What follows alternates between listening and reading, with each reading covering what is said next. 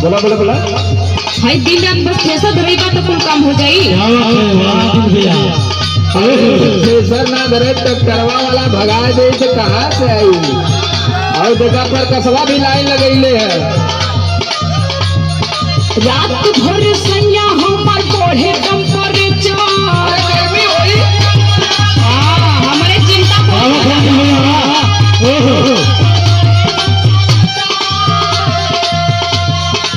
Cooler में रहा, cooler में रात भर सैया हमर बढ़े टेम्परेचर। तू धरावेला थ्रेसर, तू धरावेला थ्रेसर।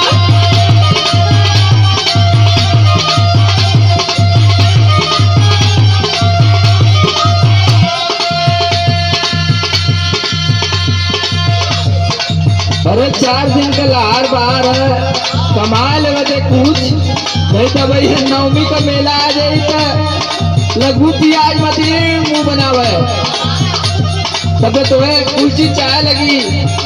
दुनिया भर का दिमाग पलले ही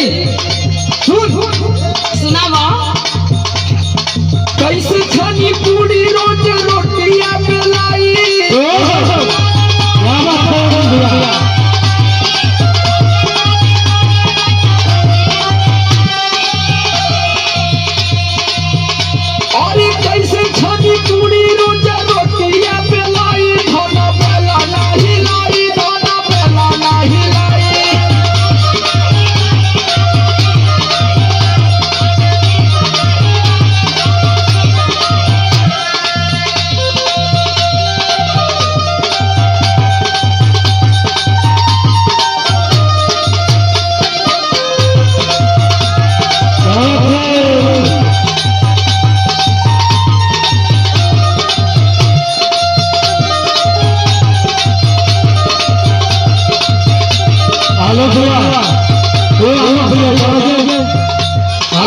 ठीक है बा हम जाना तनी के कमाई बना तो का खाइल जाई।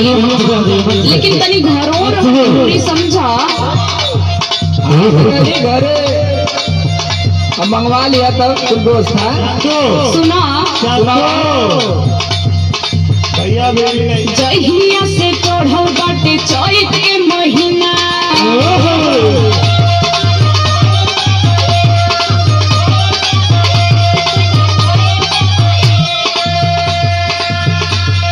सुतेला ना घरवा बलम एको दिना।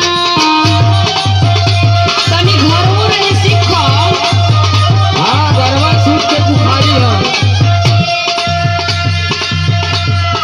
जहिया से चढ़ल बाटे चैत के महीना। सुतेला ना घरवा बलम एको दिना। दाबी दाबी तकिया बिगोर जलने चार। अरे टीवी देखा कर पड़ेगी टीवी। मोबाइल में टिकटॉक में वीडियो बनावल का टाइम पास हो गई। देखा थी कुल मेहरारू बनावत थी। हमरे ना आवेला हो। यह खाली तोरे ना वाला। अरे संदीप राज उर्फ राज से सीख ले, वो तो टिकटॉक का स्टार है। दाबी दाबी तकिया बिगोर जलने चार।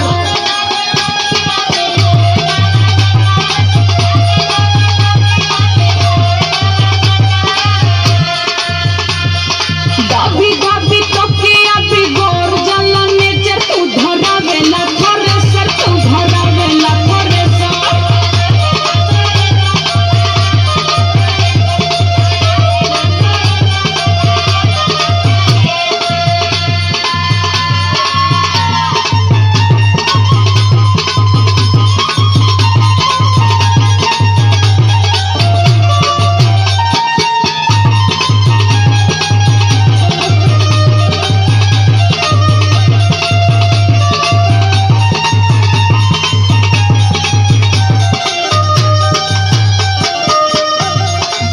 अरे तो हम अगर घरवा बैठे तो कैसे कुल व्यवस्था चली।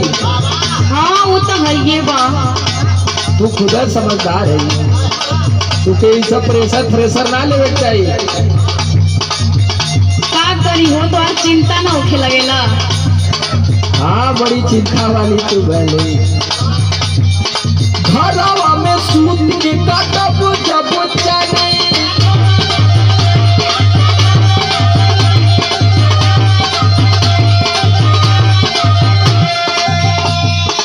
घोटे खातिर कहाँ से आई दाना पानी। अरे भगवान हुआ सबके देना हमनों के दी है।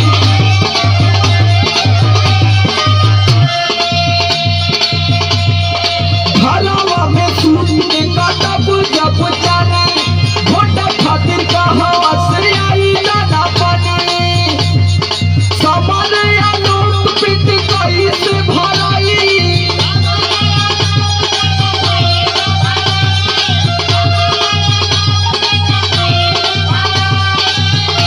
अरे सामान या नोट पिट कैसे भराई जो बेला नहीं लाई धाना बेला नहीं लाई।